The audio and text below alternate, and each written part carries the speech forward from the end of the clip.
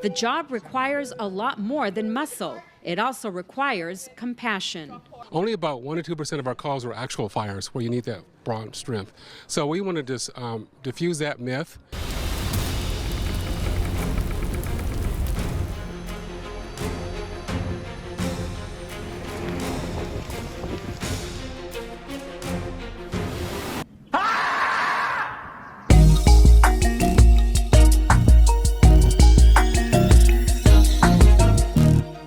What it do, what it do, what it do. Thank y'all for tuning in to another episode of Run the Receipts. I am your host, Mr. Receipts. I appreciate y'all for being here today. We are going to take a look at what's going on in California in regard to the fires and the DEI hires. That was a good one.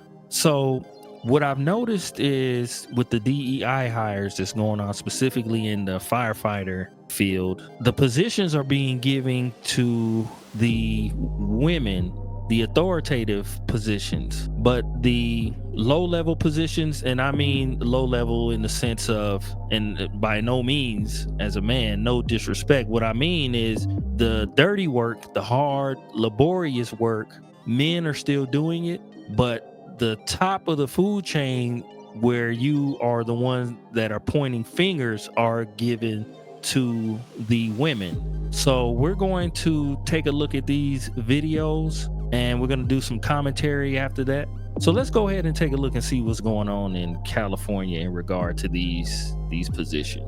DEI. The lack of qualified personnel within LA County Public Services is staggering. In 2023, California's Fire Foundry program set out to explicitly reduce the number of white men that made up their firefighting force, prioritizing meaningless skin color diversity over qualification to fight fires. The Los Angeles Department of Water and Power boasts that they are leading their work with equity. Yanis Quiñones, the first Spanish-speaking and Latina CEO and chief engineer of the LA Department of Water and Power, said that equity was, quote, the number one thing that attracted me to this role. She went on to say that, quote, it's important to me that everything we do is with an equity lens. It's been really important for the DWP to put an equity lens on everything. Yes. Yeah, and that's the number one thing that attracted me to this role. It's important to me that everything we do, it's with an equity lens. The fire chief of LA County, Kristen Crowley, bragged in her fire chief nomination acceptance speech that she would, quote, fully commit to fostering a diverse,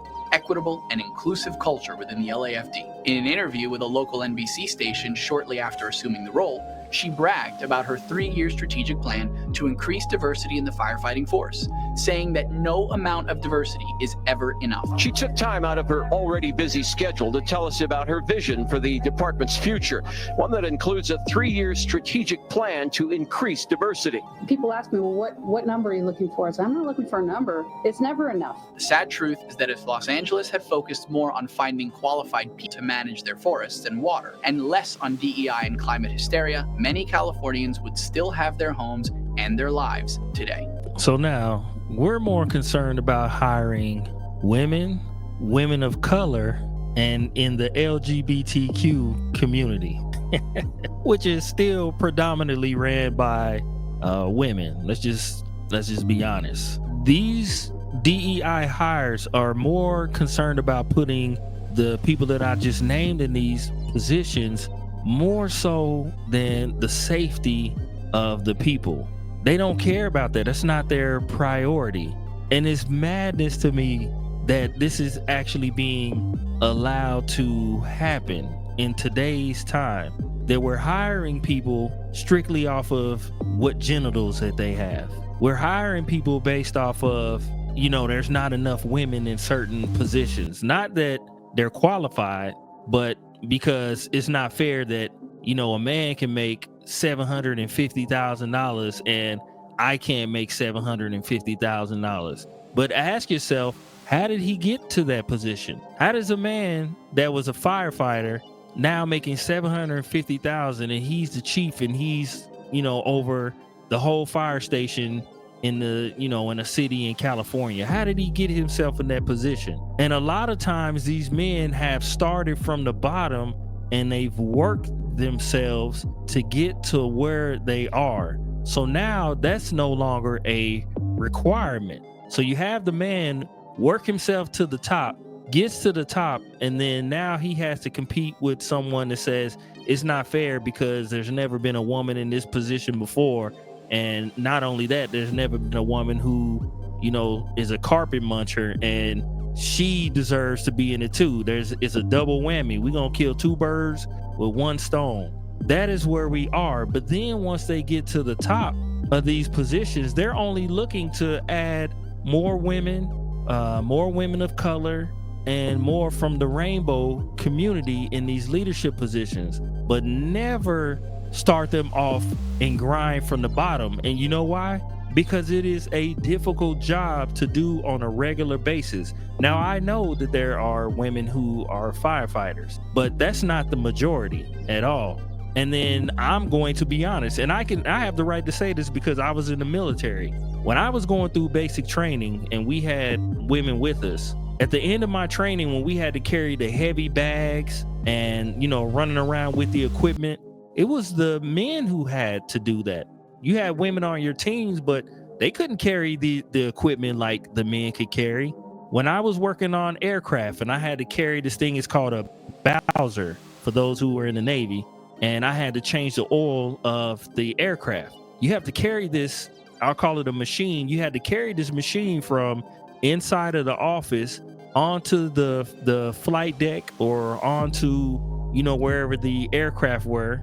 And you had to carry this thing out there, change the oil of the aircraft, and then carry this big equipment back to the office. The men were the ones who were doing that.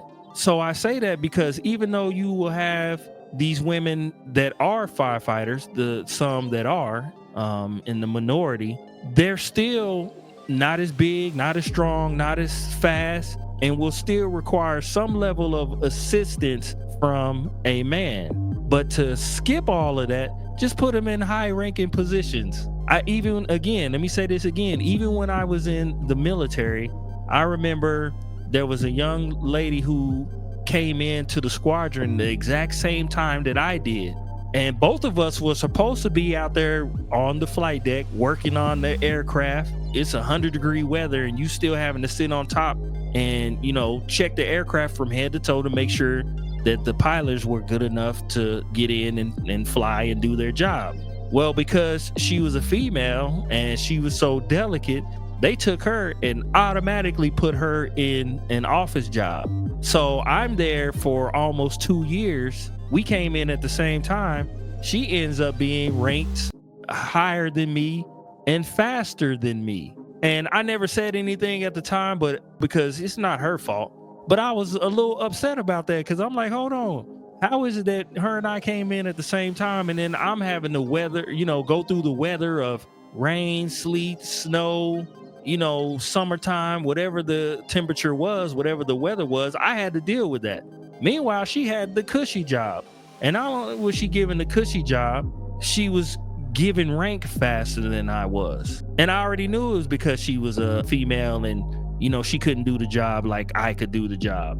And then the ones who were over me, women who were in, certain positions because they were there longer than me, they still had the men carrying the heavy equipment. When I came in, there was one of my jobs. I had to shadow a lady. While shadowing her and learning how to do certain things, I, as the man, was still the one who had to carry all of the heavy equipment. So you'll never be able to tell me that even in these fields where women are firefighters and people say, yeah, she's still a firefighter, you're not going to tell me that she's 100% more capable of doing things on her own as a woman than a man would be.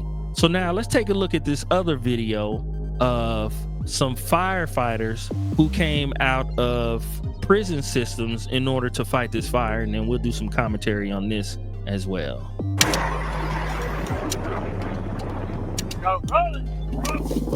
This is a group of wildland firefighters.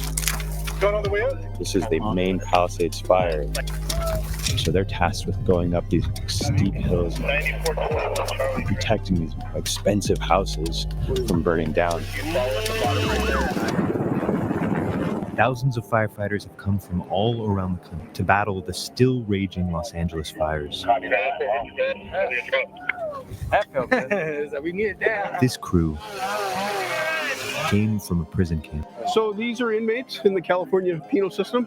These guys all volunteered to come out here. And this is a major labor force for California. So where are the women at? There's prison systems, full of women. So where are the options for women to come out and volunteer to fight these fires, whether alongside of these men or they have their own team set up? Where are they? Around 1,600 incarcerated people work as firefighters in California, making up as much as 15% of the state firefighting force, CAL FIRE. We work 24 on, 24 off. We won't be out of here till 6, 7 tomorrow morning. Kind of surreal, you know what I mean? This is California history down here. I mean, we're in Hollywood. It's better than being locked in a cell. We're basically free out here. Is the pay a little rough? I get $1 an hour right now, and I'm one of the highest paid guys on the crew. Incarcerated firefighters get between $5 and $10 a day. When they're assigned to a fire, they earn an extra $1 an hour. By contrast, a firefighter hired by CAL FIRE to do similar work ends up earning about $350 for a 24-hour shift, not including overtime. But the bigger draw is early release. Now, they're getting paid, let's say $1 to $2 an hour to do this job. Now, granted, like the gentleman said, they're going to get time off for their job. So other people may look at this as modern day labor slavery, or they may look at this as to right your wrong, per se, that this is your punishment. In order to get time off, you'd have to do something like this. And depending on what side of the spectrum you're on, I'm kind of in the middle of it. But if this is something that these gentlemen want to do, I'm all for it. But again, where are the women in this whole thing? Let's continue. Serving on a fire crew gets time shaved off your sentence and a chance to get your record expunged. We're here for the opportunity to reduce our time. Anything I can do to go home a day or two earlier, I'm going to be there to do it. After a 24-hour shift and then a 24-hour rest, the crew is back at work. Now, the job changes from fighting fires to helping prevent them. This is the arduous work, just clearing this area and making sure it's safe and stopping the fires before they start. This is work that these guys do all year round. It doesn't just happen when there's wildfires. We do this Monday through Friday. This is what we do every day, fire or not. When we talk to other groups and they're doing the same stuff we're doing, and we talk to them about how much you guys getting paid. Oh, we're getting paid $20 an hour. Or we getting paid this much a day. They'd be like, dang. At the end of the month, we probably make like $100. Something that somebody probably making like half a day. Kip Ford says his time on the fire crew has been an attempt at redemption. He's in prison after being convicted of construction fraud in the aftermath of the 2018 Camp Fire in Paradise, California, a verdict he's appealed. I have a part of my past that I'm not 100% proud of. Well, I just hope that I have did all I can to right that wrong as best I could. We were up there fighting them fires this year as a crew, as a team. The Park Fire, the Thompson Fire, the Apache Fire. But just to go to say, that's, what do they say? It's karma. Now, you heard the gentleman say that they do this year round. And when they come across other groups, and let's just call it what it is, other groups of men who do this job, they also do this year round. So again, the question is, if we're going to be doing DEI hires, why are we just doing it at the upper level and not just across the board? Because again, this is about money. This is about greed. This is about having those type of high-paying jobs, but none of the low-level responsibilities, especially putting your life on the line. Don't give me that. I don't want to do that part of it.